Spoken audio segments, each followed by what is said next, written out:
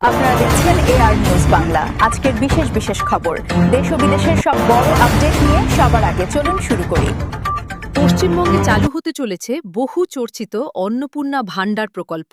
এই প্রকল্পের মাধ্যমে যোগ্য মহিলাদের প্রতি মাসে ৩,০০০ টাকা করে আর্থিক সহায়তা দেওয়ার কথা ঘোষণা করেছে রাজ্য সরকার। তবে সরকার স্পষ্ট জানিয়ে দিয়েছে, সবাই এই প্রকল্পের সুবিধা পাবেন না। নির্দিষ্ট কিছু শ্রেণীর আবেদনকারীকে এই প্রকল্পের বাইরে রাখা হবে।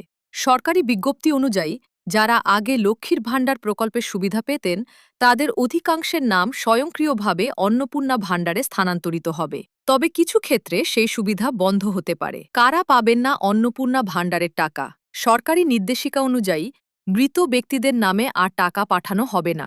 যাদের নাম ভোটার তালিকা থেকে বাদ পড়েছে, তারা এই সুবিধা পাবেন না। স্থানান্তরিত বা অনুপস্থিত ভোটারদের নামও তালিকা থেকে বাদ দেওয়া হতে পারে। যারা ভারতীয় নাগরিক নন, তাদের আবেদন গ্রহণ করা হবে না। সরকারি চাকরিজীবী ও পেনশনভোগীরা এই প্রকল্পের আওতায় থাকবেন না। রাজ্য সরকারের অনুমোদিত শিক্ষক, অশিক্ষক কর্মী ও পঞ্চায়েত কর্মীরাও এই প্রকল্পের টাকা পাবেন না।